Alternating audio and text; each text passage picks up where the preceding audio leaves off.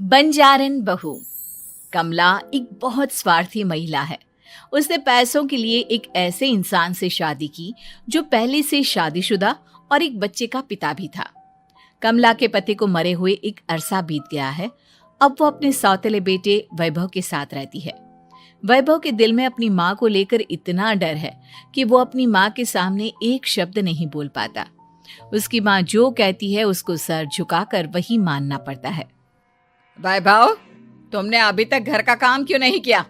तुमसे कितनी बार कहा है कि सूरज निकलने से पहले तुम घर की साफ सफाई पूरी कर दिया करो। वैभव कुछ नहीं बोलता, चुपचाप सर झुकाए अपनी माँ की बात सुनता रहता है। तभी पास में खड़ा नौकर सुखराम कहता है, मालकिन, वैभव बाबा को रात से तेज बुखार है, इसलिए वो सुबह जल्दी उठ नहीं पाए। उनके बदले मैं घर की साफ सफाई कर देता हूँ। इसे कोई बुखार नहीं है।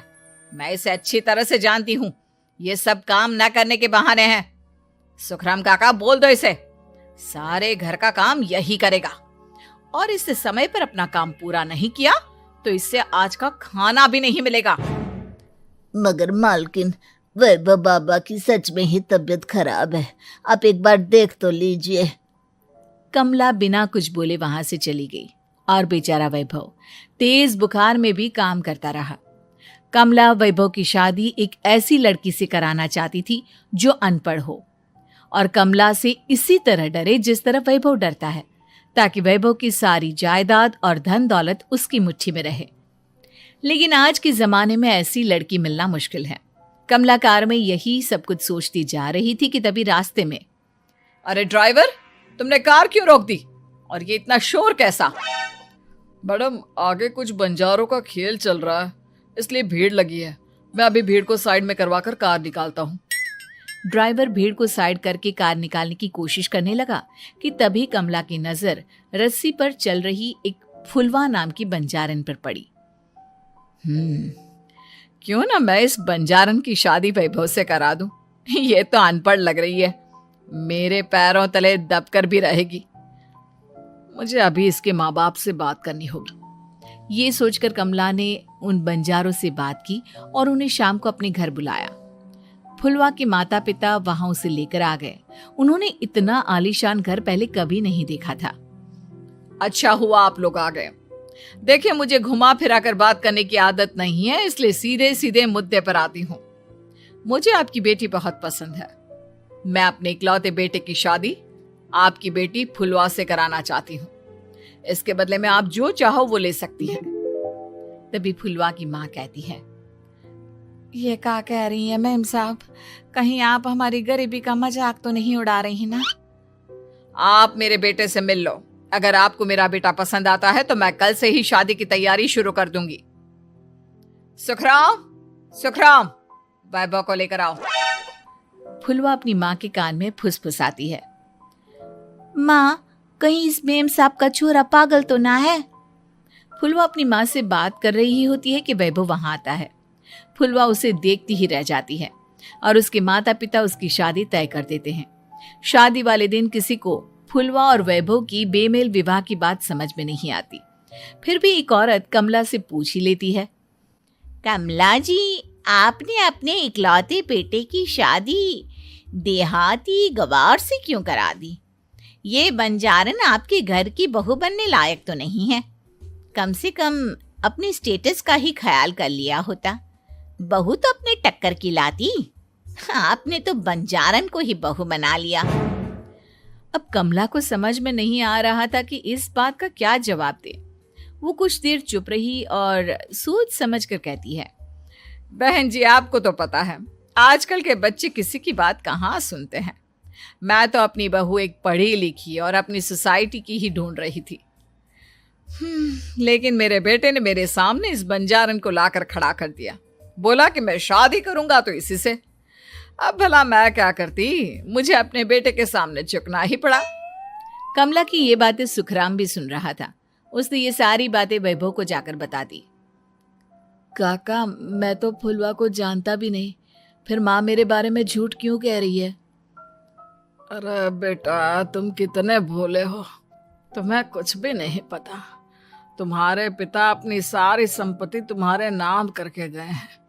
तुम्हारी माँ नहीं चाहती कि यह संपत्ति तुम्हें मिले, इसलिए उन्होंने तुम्हारी अनपढ़ लड़की से शादी करवाई ताकि तुम्हारी तरह वो भी अपने हक के लिए आवाज ना उठा सके। सुखराम काका, मैं क्या करूं, आप ही बताओ। माँ के सामने आते ही मेरे हाथ पैर कांपने लगते हैं। मैं माँ को कुछ भी नहीं कह पाता। वे दोनों बात कर ही रहे थे कि अचानक कमला वहां आ गई। कमला को देखकर दोनों घबरा गए। तुम दोनों फिर कभी बातें कर लेना, अभी फेरों का समय हो गया है, चलो जल्दी आओ। इस तरह फुलवा और वैभव की शादी हो गई। अगले दिन कमला ने फुलवा को बुलाया और उसे नसीहत देने लगी। देख बंजारन, तुझे मैंने अपनी बहू बना तो लिया है, लेकिन तुझे इस घर में आँख कान मुंह बंद करके रहना होगा। घर का काम कर और अपने पति से मतलब रख, समझी? कमला का ऐसा रवैया फुलवा को बिल्कुल समझ में नहीं आया। उसने वैभव से इस बारे में बात की। सुनिए ना, माँ जी ने जिस तरह मुझसे बात की मुझे अच्छा नहीं लगा। शादी से पहले तो वो मुझसे बहुत अच्छे से बात कर रही थी, लेकिन शादी के बाद उन्हें क्या हो गया? तुम ज्यादा मत सोचो, जैसा माँ कहती है वैसा ही करो। ये कहकर वैभव वहां से चला गया। अगले दिन वैभव को घर के नौकरों की तरह काम करता देख फुलवा को बहुत हैरानी हुई। फुलवा ने इस बारे में सुखराम काका से बात की तो सुखराम काका ने फुलवा को सारी बात बता दी। अब फुलवा को समझ में आ गया कि उसकी सास ने एक बंजारन को बहू क्यों बनाया। एक दिन वैभव घर का काम कर रहा था, तभी उससे कांच की प्लेट टूट गई। किसने गिराई ये कांच की प्लेट? वैभव को वहां खड़ा देख कमला ने छड़ी से उसे मारना शुरू कर दिया। उसके पैर में कांच चुभ गया और खून बहने लगा, लेकिन फिर भी कमला उसे मारे जा रही थी। ये देखकर फुलवा ने कमला के हाथ से छड़ी छीन ली और तोड़कर फेंक दी। बंजारन, तेरी इतनी हिम्मत, तूने मेरे हाथ से छड़ी छीनी? कमला फुलवा को थप्पड़ मारने ही वाली थी कि फुलवा उसका हाथ पकड़ लेती है। ओ सस माँ, मैंने मॉम की गुड़िया ना समझ लियो। बंजारन हो बंजारन, ईंट का जवाब पत्थर से देना जानती हूँ। आज के बाद मेरे या वैभव जी के ऊपर हाथ उठाने की सोचियो भी ना, समझी ससु माँ? ये कहकर फुलवा वैभव को लेकर वहां से चली गई। उसने वैभव के पैर पर पट्टी बांधी, उसके आंसू पोंछे। वैभव ने पहली बार किसी के दिल में अपने लिए इतना प्यार महसूस किया। अब फुलवा वैभव का हर काम में हाथ बटाती, उसका बहुत ख्याल रखती। इस तरह दोनों बहुत ज्यादा नजदीक आ गए। वहीं दूसरी ओर कमला सारी जायदाद अपने नाम करने की साजिश करने लगी। और एक दिन, वैभव, जल्दी बाहर आओ। कमला की आवाज सुनकर वैभव और फुलवा अपने कमरे से बाहर आ गए। जी माँ, आपने बुलाया? ये ले, इन कागजों पर साइन कर दे। वैभव कागजों पर साइन करने ही वाला था कि फुलवा वैभव के हाथ से पेन छीनकर कहती है, ना वैभव जी, आप इस पर हस्ताक्षर नहीं करेंगे। आओ बंजारन, मैं तुझसे बात नहीं कर रही। ये बात मेरे और मेरे बेटे के बीच की है। चुपचाप पेन दे दे, नहीं तो तेरी खाल उधेड़ लूंगी। ससु माँ, बंजारन की खाल इतनी भी ढीली ना होवे कि कोई भी उधेड़ लेवे। जो यकीन ना आता हो तो देख ले उतार के। और हाँ, बंजारन जरूर हूँ पर अनपढ़ ना हूँ। मैंने भी पता है कि किसी भी कागज पर साइन करने से पहले उसे अच्छी तरह पढ़ लेवे हैं। पेन देती है या नहीं? ये कहकर कमला फुलवा को मारने आई तो फुलवा ने कमला को धक्का दे दिया और वो नीचे गिर गई। कमला डरकर वहां से भाग गई। अब फुलवा ने वो कागज उठाए और वैभव के साथ सीधा वकील के पास चली गई। वकील ने वो कागज देखे और फुलवा को बताया, वैभव के पिता की सारी जायदाद और संपत्ति वैभव के नाम है, लेकिन वैभव की सौतेली माँ इस संपत्ति को अपने नाम कराना चाहती है, इसलिए इन कागजों पर वो साइन करा रही थी। तो अब हमें क्या करना चाहिए वकील साहब? वकील ने फुलवा और वैभव को सब कुछ अच्छी तरह से समझा दिया। अब दोनों घर पर पुलिस को लेकर पहुंचे। कमला पुलिस को देखकर घबरा गई। पुलिस ने कहा, आपके नाम की कंप्लेंट हुई है, आपको हमारे साथ थाने चलना होगा। कंप्लेंट? कैसे कंप्लेंट? आप अपने सौतेले बेटे पर बहुत अत्याचार करती हो, धोखे से सारी जायदाद अपने नाम करा रही थी। अब नहीं इंस्पेक्टर साहब, जरूर ये मेरी बहू की कोई साजिश है, इसने गलत कंप्लेंट की है।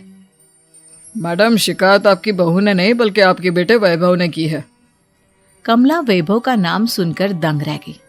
जिस बेटे ने कभी उसके सामने सर नहीं उठाया था, आज वही बेटा उसके सामने पुलिस को लिए आया है। वैभव, तुम्हारी इतनी हिम्मत कि तुम पुलिस को ले आए? हाँ माँ, मैं लाया हूँ पुलिस को, और मेरे अंदर इतनी हिम्मत कभी ना आती अगर फुलवा मेरा साथ ना देती। आपने बंजारन बहू को लाकर अपने ही पैर पर कुल्हाड़ी मारी है माँ। मैडम, अब की बात खत्म हो गई हो तो चलो हमारे साथ। वैभव, मुझे माफ कर दो, मुझे थाने मत भेजो।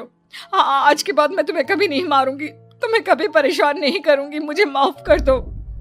वैभव अपनी कंप्लेंट वापस ले लेता है और पुलिस वहां से चली जाती है। वैभव अपनी सौतेली माँ से कहता है, मैंने पुलिस को वापस तो भेज दिया है, लेकिन मैं आपको माफ नहीं कर सकता। आपने बचपन से आज तक कभी मेरे सर पर हाथ नहीं रखा, हमेशा मुझे मारती रही, नौकरों की तरह बर्ताव करती रही। आप इस घर में नहीं रह सकती, चली जाइए यहां से। कमला घर छोड़कर चली गई और सड़क किनारे खड़ी होकर सोचने लगी, काश मैंने वैभव को माँ की तरह प्यार किया होता तो आज मैं इस तरह से बेसहारा ना हो जाती।